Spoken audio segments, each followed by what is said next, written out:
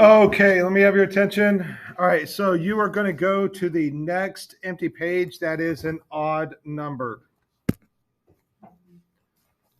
All right, and you see how this student put unit 4 right there. We're gonna be doing unit 3, but I want it to be a more interesting title page than that. So I'm going to show you guys how to do a more interesting title page.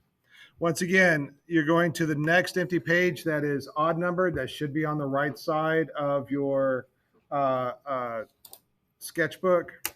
So you have the spirals on the left. Come on, there we go. And the open page on the right. So we're going to make a series of rectangles. Wait before I finish before you start this.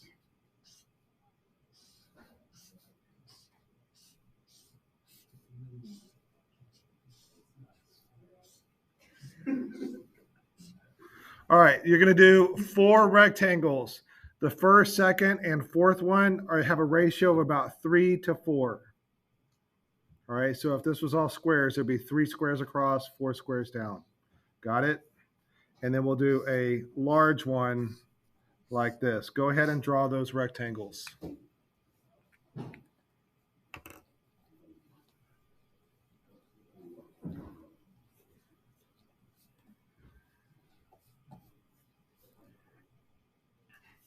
By the way, when I draw in orange, you're going to draw your lines lightly. It's all right.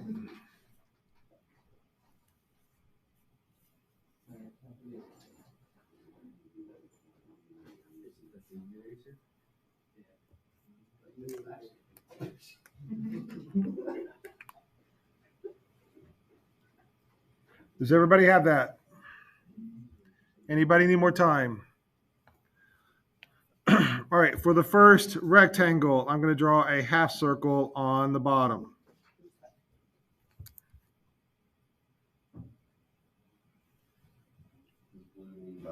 And blue means a dark line. Yes, thank you.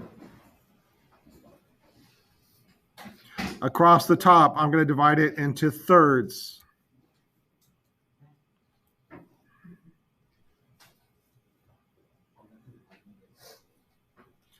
And then I'm going to follow the curve around like that.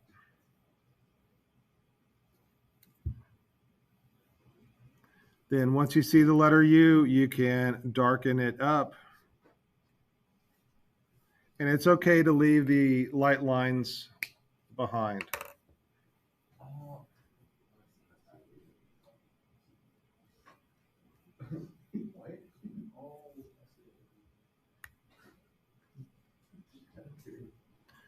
All right, does everybody have their letter U? All right, the second rectangle, we're going to divide it into thirds.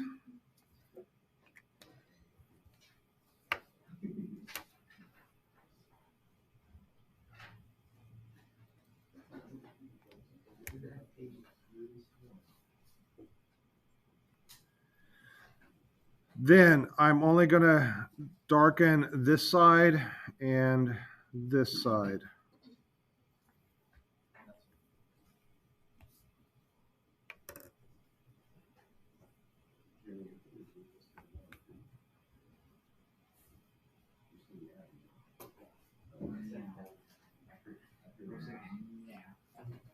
Is everybody with me? Are you ready for the next step? All right, this one is a little bit confusing. From this corner, I'm going to draw a line down to this corner. It's going to look like this.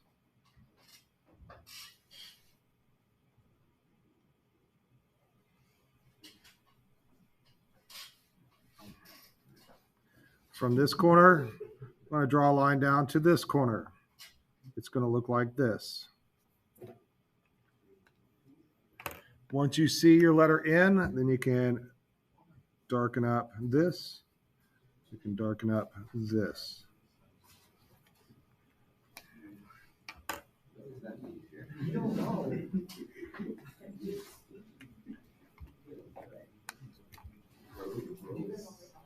All right, the third letter is the letter I. We are just going to darken that.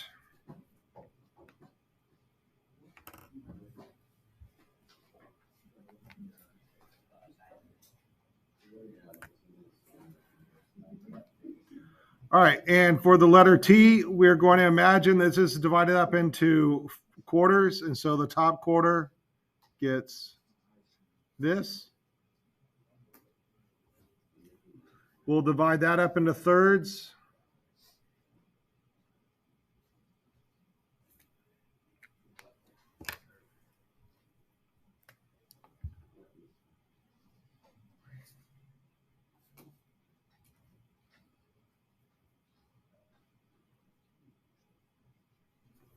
I heard quarters and I looked up this all.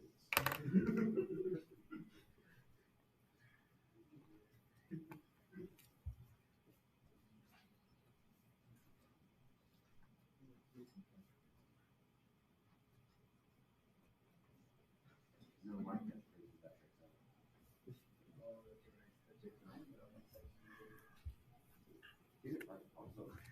You don't even know you don't play. All right, are we ready for the number 3?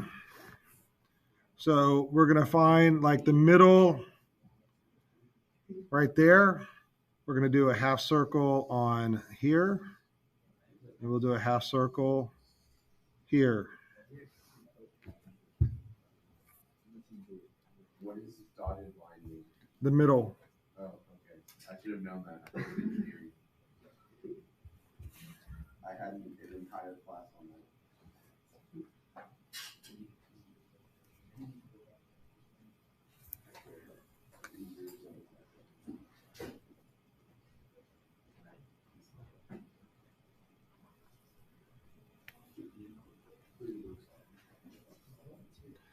All right, I'm going to continue this curve around right here, and it's going to go like this.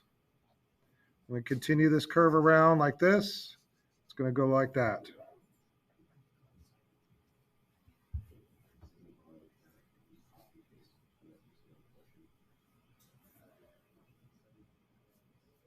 I'm going to draw a vertical line here.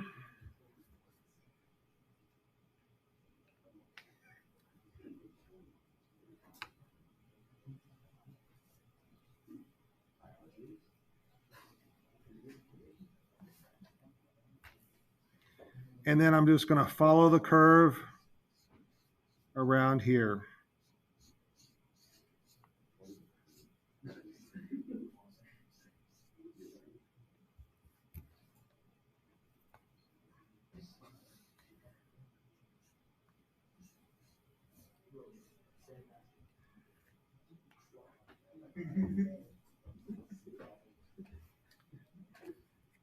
I think in the future I will curve around like this. And then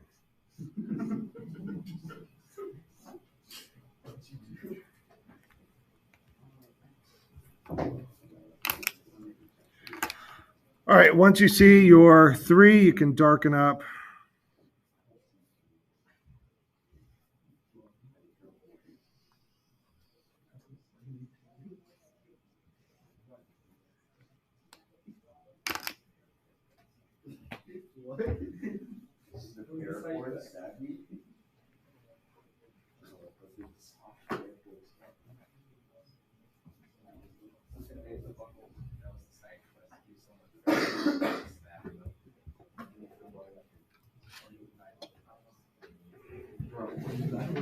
That's a lot. I'm only writing this pen.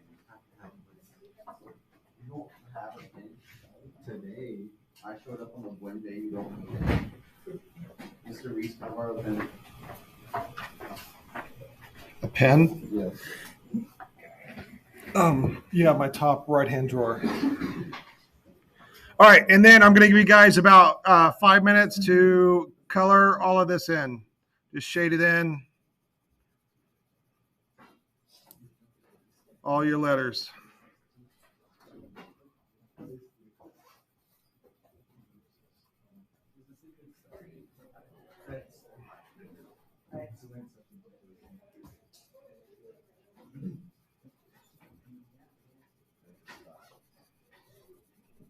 All right, and while you are doing that, I'm going to give you a couple of reminders. All right, so while you are coloring in your letters, I'm going to go to the assignments. All right, so Unit 2 stuff is all done now, so we're going to turn this into Unit 3. All right, and now we have stuff due at the exam. Your notes and sketches are due at the exam. Soft chalks, I'm changing this for you guys that we have a grade. If you are caught up on them, you get 100. If not, you get a 0. Detailed drawing is due at the exam. And your article assignment is due at the exam. And that is just finding that article and posting it. I want you guys to get comfortable with finding articles. All right, for the beast, we have already turned in the style, period, and era. I want you guys, in fact, I think not many have turned that in. Or is it fifth period? Not many have turned that in. But I'm going to give you guys now to turn it in if you haven't done so. The critique is due on the 30th. The comparison is due on the 8th. And we are putting the beast together after Thanksgiving.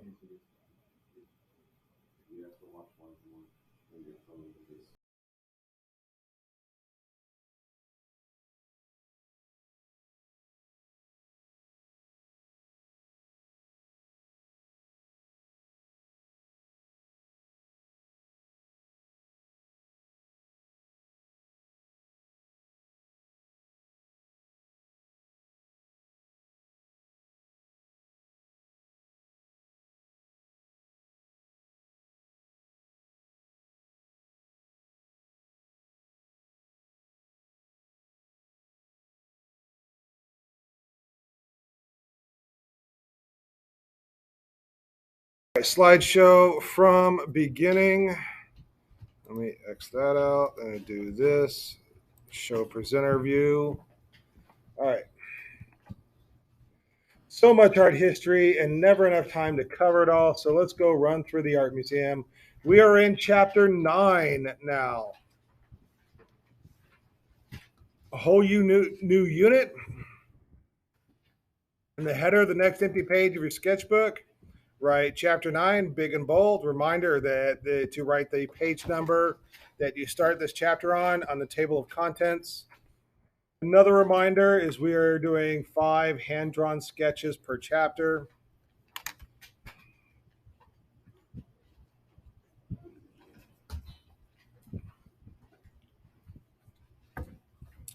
Okay, everybody, let's take a look at the map of the world. And where is the Byzantine Empire, everybody?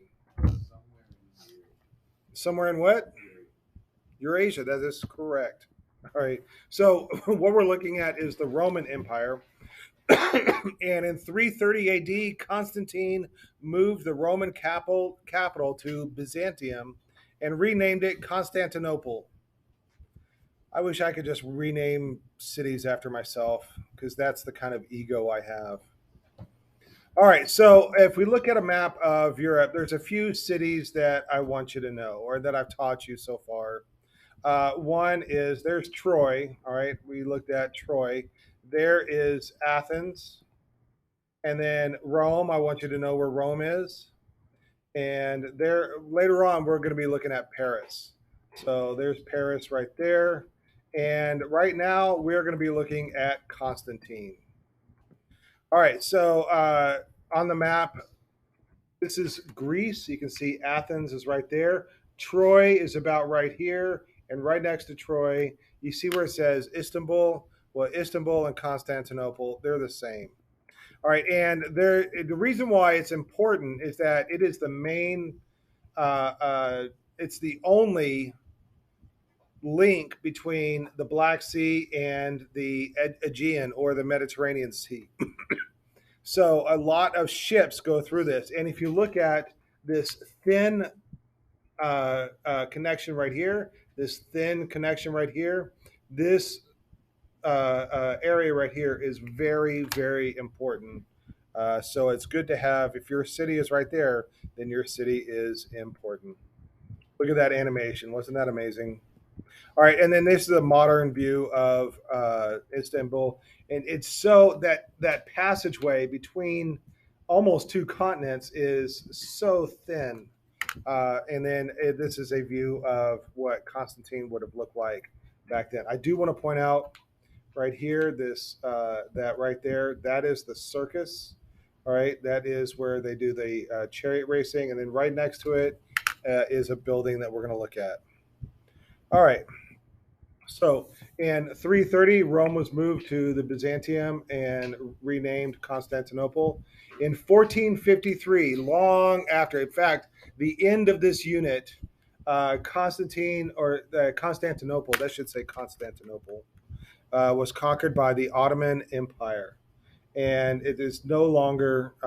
It was the Ottoman Empire is Islamic, so at that point it no longer became Christian. And in 1930, it was renamed Istanbul, which is Greek for in the city. And there's a fun little video right here. Uh, I'll just play it. It's a song by They Might Be Giants called Istanbul.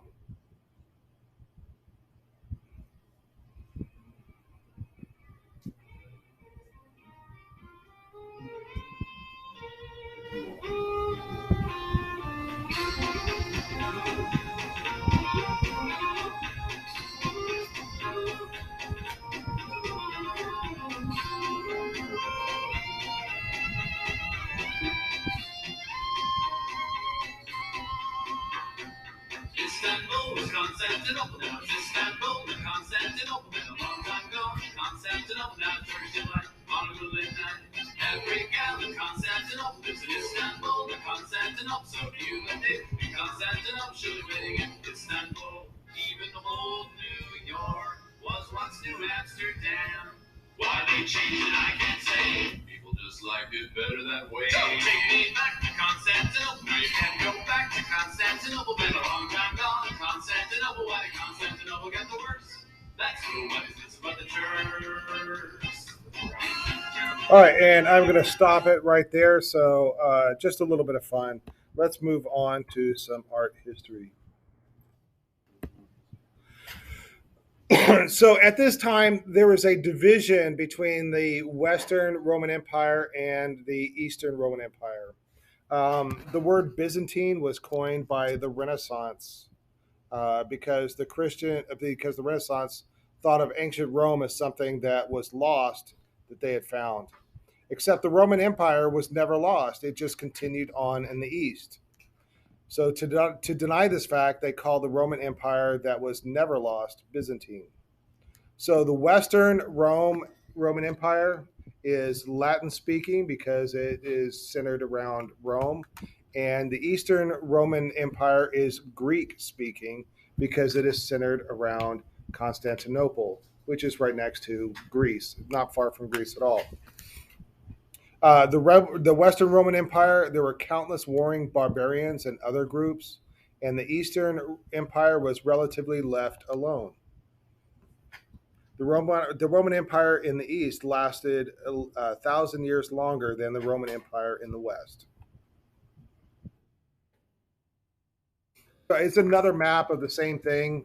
So this is what we call the Byzantine Empire.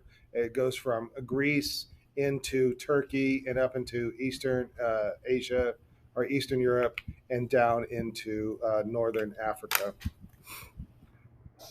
And so Rome, the city Rome fell, but the Roman Empire continued on in the east in Constantinople.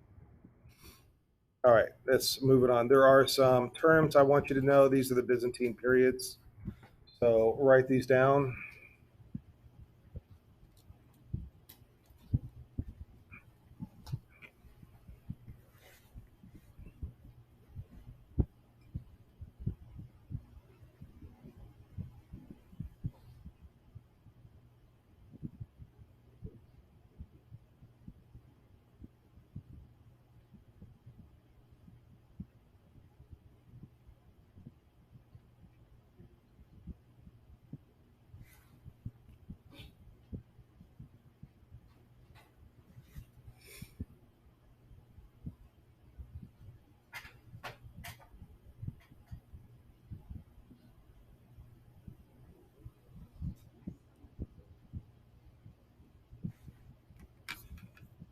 Oh yeah, so I need to fix a lot of this. All right.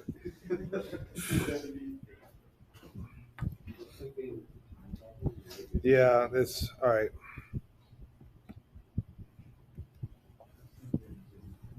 That's because again, I copy paste a lot and then I forget to go back and change the copy paste things. Let's see. All right.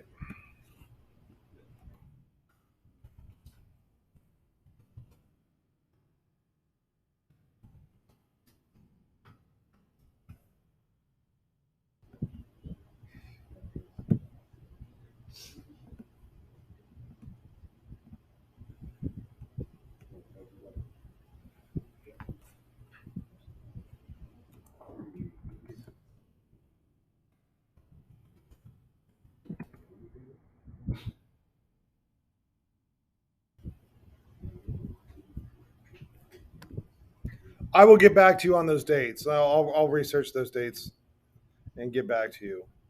Yeah, that's bad. All right. Let's get back into the art. All right, so we're going to take to a trip to London, the British Museum, because in that British Museum, there is a work of art that I want you guys to see, and it is the Archangel Michael. This piece right here. All right, is a small object, and small objects like this are usually lost to history. It is the do you know why in like the units 1 and 2 why we're looking at big giant architecture? Because all the small things that were made are lost. They were destroyed. They deteriorated over time. They just don't last, and so it's often rare to see small objects that stand the test of time. So I want you to know what a diptych is. A diptych is a two-paneled work of art. It's usually on a hinge, and we are looking at the right leaf of a diptych, early 6th century, made out of ivory.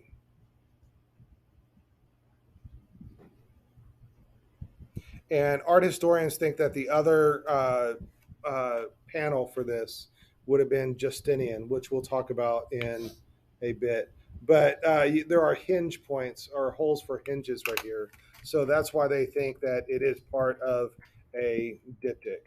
Like I said, they think that the other part was would have been Justinian. I think this would be a good place to put a RoboCop. All right, and you guys know what ivory is from, right? That's right. They're from the tusk of an elephant. Ivory carvings were common in Roman and the Byzantine world. They were imported from Africa and Asia. And this is a luxury item. It is very expensive. All right, a couple things I want to point out. All right, so if you look at, there's a couple of pillars right here, and I believe those pillars are uh, uh, Corinthian at the top. But the stairs go up behind the pillars, and he's standing on the stairs, but his hand comes out, his arms are in front of the pillars. So it's an impossible space that's in there. All right, so the artist was either knew that it was impossible space and didn't care, or was trying to do some um, uh, uh, trickery of space, or they was unaware of how to make things look realistic. But remember, we are doing things in the iconic way. Remember, we left off with Rome and late antiquity. Everything was becoming iconic. So here we go with the iconic world. All right, he is holding an orb with a cross on it. The orb is a symbol of power, and beginning here with this artwork and lasting all through art history and into next semester, you will see paintings of rulers holding an orb, and that is a symbol of power. The sphere is like the earth, so they're holding the whole world in their hands. There's a cross on top of the sphere, and that is a symbol that the world is under the control of heaven or Christianity. It's the triumph of Christianity. Above his head is a wreath with a cross inside. You guys know what the wreath symbolizes? It symbolizes victory. And the drapery is reminiscent of classical art. So these artists are still looking back at classical art, and the drapery definitely reflects that. It looks very similar to that of ancient Greece and Rome.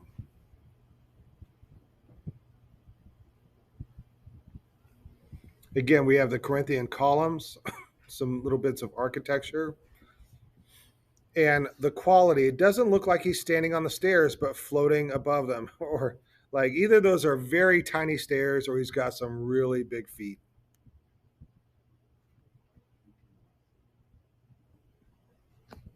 And like I showed you guys before, notice that he is standing on the stairs, but his arms are in front of the columns. So it doesn't make much sense spatially.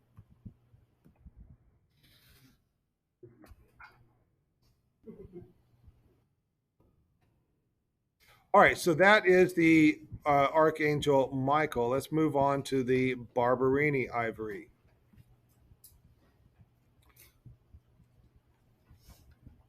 This photograph gives you a sense of the size of the artwork. And the other title for this is The Emperor Triumphant. As we get closer and take a look at it, notice that there are one, two, three, four, five panels. This one over here is gone, it is lost, but we still have the other four panels. And this is a good example of high relief.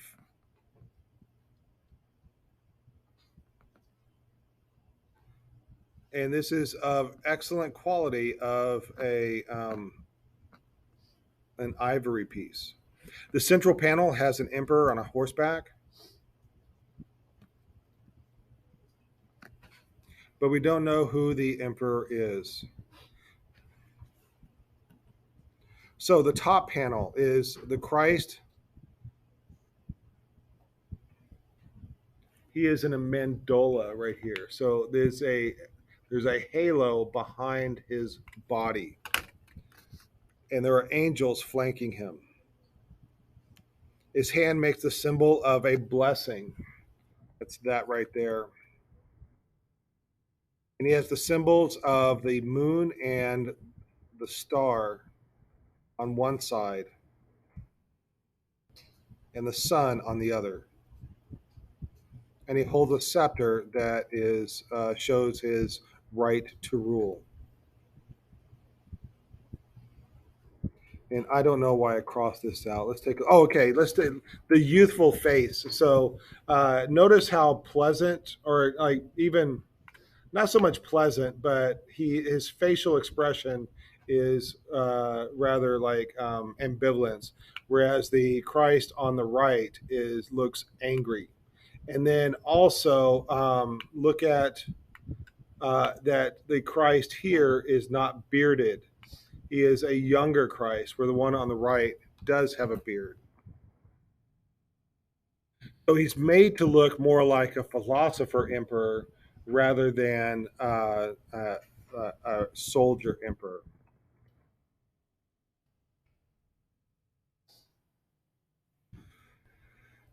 Okay, so the emperor is coming towards us. He is holding the reins and he's turning the horse. And we have a lot of curved and straight lines. We definitely see the straight line of the lance that he holds, but everything else has so many curved lines. There's so much actively happening in this composition. And all the iconography is imperial. So we have references to classical art, possibly Nike. Holding that palm branch, that is a reference to Nike. And the image of Nike is, and her arm is missing, but most likely it would have been holding a laurel wreath, giving him victory. Behind him is a vanquished foe, a barbarian. And look how much like a garden gnome he looks like. It looks like a caricature. And then down below, we have a figure that has a fruit basket and an ample chest, and that is to symbolize the huge bounty of Earth that this emperor is bringing. It's the personification of Earth submitting to the emperor and holding his foot.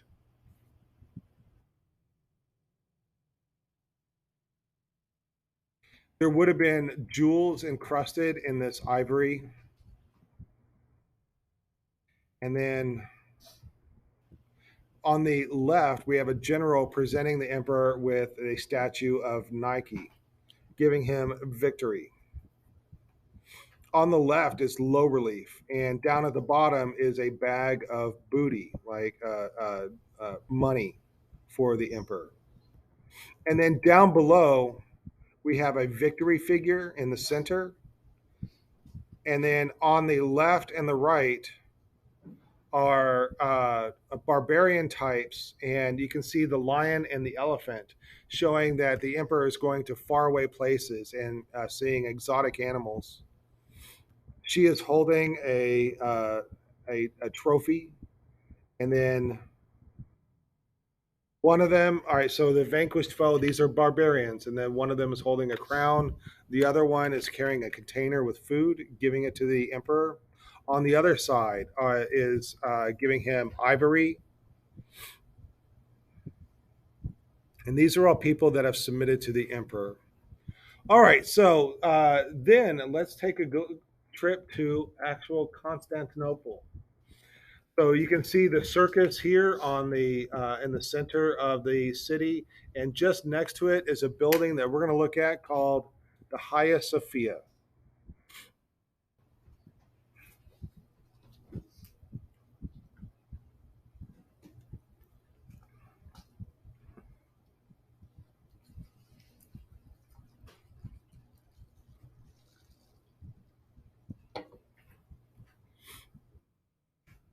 All right, so I gotta. Do you want to finish writing this down? Are we done with the slide? All right, let's move on. So every major city had a hippodrome, what I've been calling a circus. All right, a hippodrome is where they do the chariot races. And there's over 170 hippodromes or circuses across the empire. Again, this is where they do chariot races. Now, Constantinople had a great hippodrome. And so the different charioteers would wear different colors. They would have teams, and the people would wear their favorite charioteer's color and go to the hippodrome or the circus and cheer on their chariot, their team. Just like, going to the Astros game and wearing Astros gear. By the time we get to the Justinian era, there was only two major teams. So we had a green team and a blue team, I believe. And uh, the fans of these teams were so fanatical that they would fight with each other quite often, both inside the arena and outside the arena if they saw each other in the streets. There was a lot of tension between the teams. And it was also political. The fans of one team tended to vote one way politically. The fans of another team tended to vote another way politically. So they clashed a lot, not just by the races or the sport, but they clashed also because of differences in political opinion. So there was a lot of political tension in the streets. There was fighting. There was murders. There was executions. Emperor Justinian held a day of chariot races to distract the people, and the crowds were hostile all day long, much more than usual, and they were chanting "Nika, Nika, Nika," which is victory. Usually, the chant was for the driver to win, but today it was for the emperor, for the crowd to overthrow the emperor. All right, so it got to such a fever pitch that the crowd stormed out of their seats and into the track and down to the Senate, which was a few blocks away, to demand that their friends be let out of jail. The emperor retreated to his palace. The crowd broke into the jail, murdered the guards, and set fire to the prison. Then they walked down the main street, setting shops and buildings on fire, and they went to the Hagia Sophia, which was, you can see it has a basilica design right here, and they set fire to the Hagia Sophia. So the rioting went on for 5 days, and Justinian tried to placate the crowd to no effect. So the emperors counterattacked and was inspired by his wife's speech, basically calling Justinian a coward. The rioters using the hippodrome to coordinate it, so they sent in the army, and there was no quarter given. No, that means that was there was no prisoners taken. They killed the rioters. So the Roman army went in, killed a bunch of them, and executed a bunch. The death toll that day was 30,000 people or more. So to give you a comparison, the deaths during the 2020 riots, the George Floyd riots, was only 25 people. So that's a lot of people to be killed. Anyways, after that, they built a new building over the Hagia Sophia, and this is it. So this Hagia Sophia, I've heard it pronounced many different ways. So I've been pronouncing it Hagia Sophia. I've seen it Hagia Sophia, Hagia Sophia. I've heard it Hagia Sophia and Hagia Sophia. So you can pronounce it however you want. You can call it Frank if you want. All right, so if we look at the architecture, we got a big, massive dome, and notice that look at this picture of it, and then these pictures of it. What's missing in this one that is not missing in these? Did I hear it? Yeah, the towers. All right, these are called minarets. So write this down.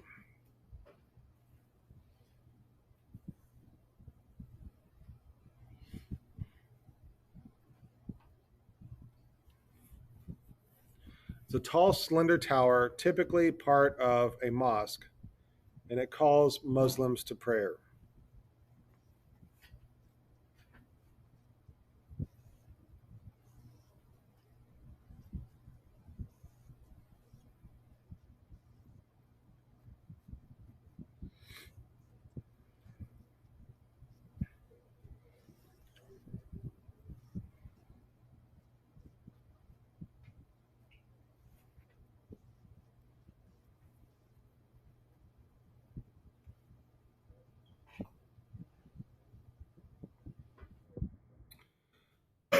So I'm going to play a short part of this video so you can hear what it sounds like.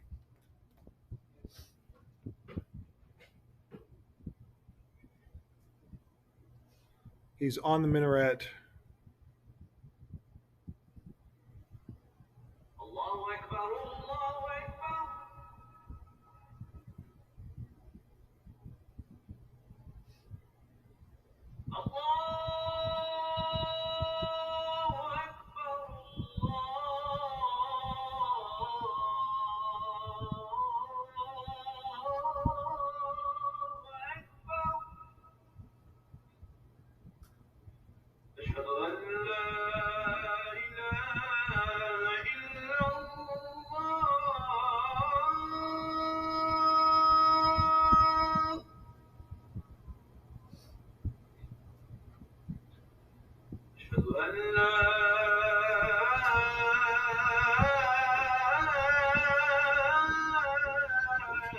All right, so that's about a minute of it.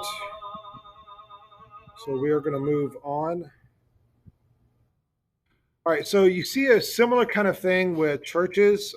So churches will have a bell tower, and that calls people to the church to worship. And instead of a call to prayer, it is bells bringing people to church. So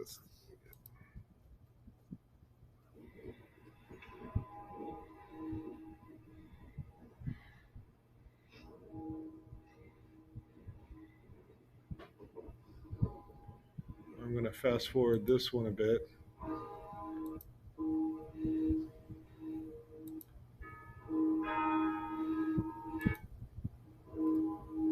on.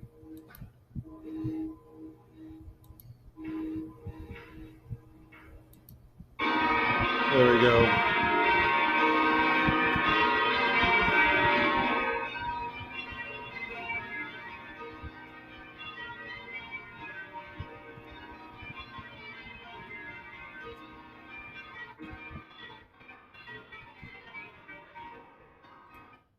All right, and then schools do the same thing. They have a bell at the top of theirs in an old school building, and in some of the schools in Cypher ISD, they still have what looks like a bell tower at the top to call kids to come to school. So it is a common thing throughout the world.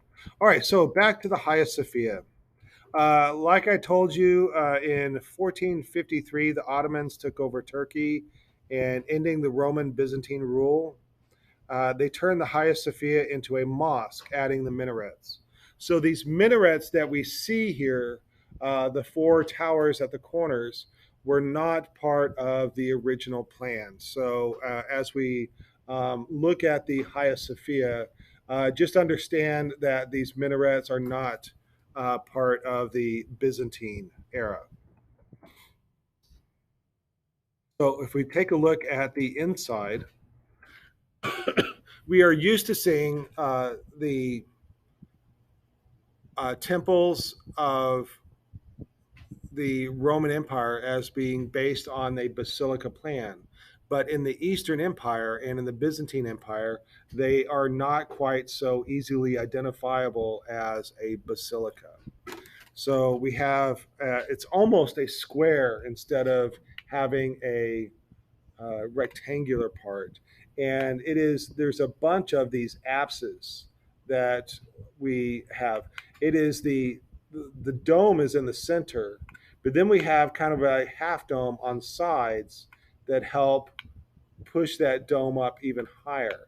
And then we have smaller half domes or apses as it radiates out.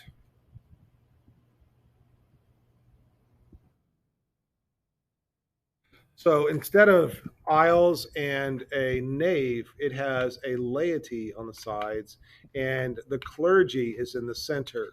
Whereas in the old St. Peter's Basilica, the clergy would have been in the apse, and the laity or the people that gather would be in the center. So it's a very different kind of church than the Western Empire. And then if we open it up and look at it, is a massive interior. It is quite mind boggling for me to understand how this stays up. The dome is 108 feet across. The dome is 189 feet tall. And it's basically a round dome on top of, all right, that's where the Pantheon. But it's a lot bigger than the Pantheon. So it is no longer a dome on top of a rotunda, but it is a dome on top of a square shape. So how do you put a round dome onto a square building?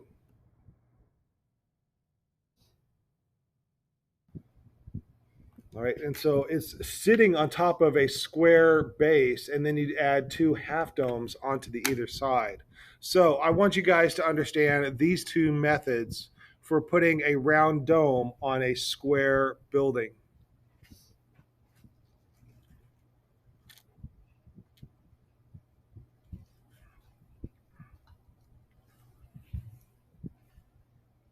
One way you put a round dome on a square building is by using pendentives.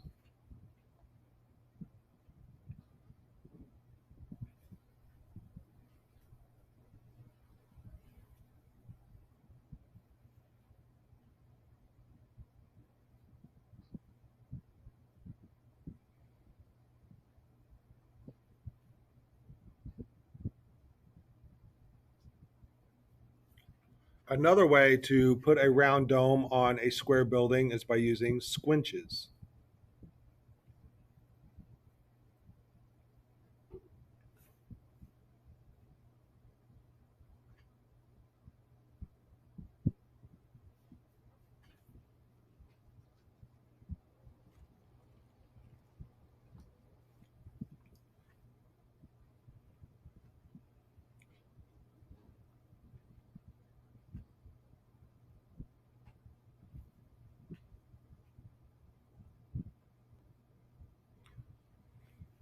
So pendentives transfer the weight from the load-bearing dome down into the piers below. This allows for walls to be opened up and allows for windows to let light come into the interior space. So here's how it works with the Hagia Sophia. The weight goes onto, we have these arches that push the weight off to the side. And so all of the weight is on these four areas, on these four corners of this square building. You can see it on the inside. You can see the pendentives.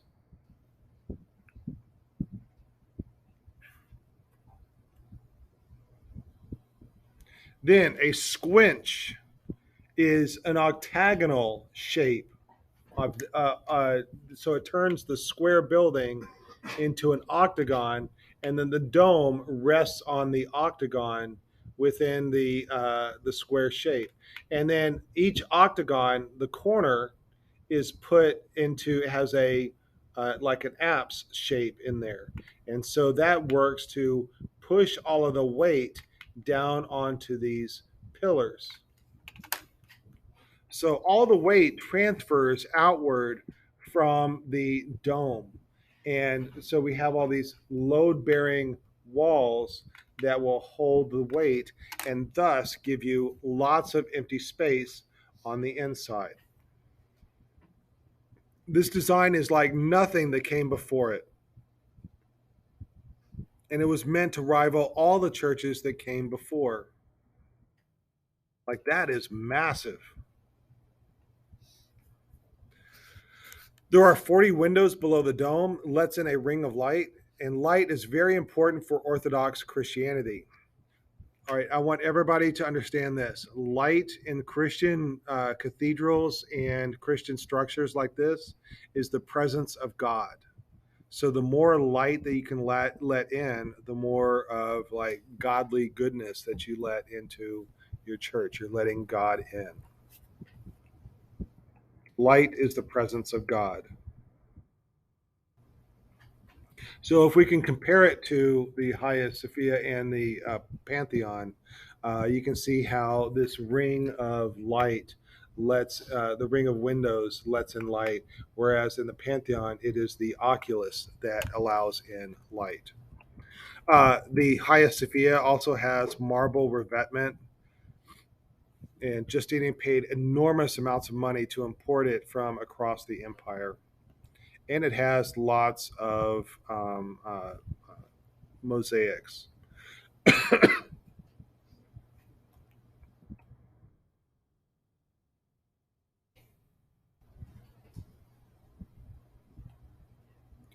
All right, now we're going to move to Ravenna. Ravenna is an important city in ancient Rome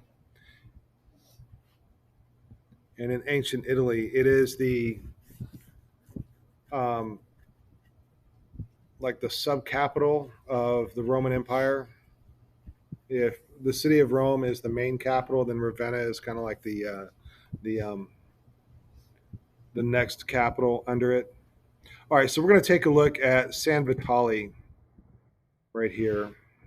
It is a central cross plan. It is an eight-sided octagon. So if you look down from above, it is eight-sided.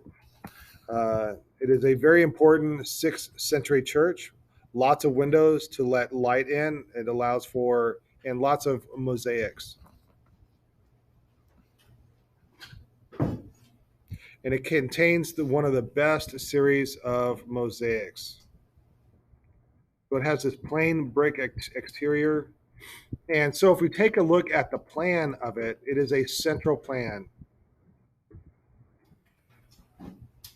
And looking at the time right now, there are 5 minutes left in the period. So we're going to stop right here with this definition.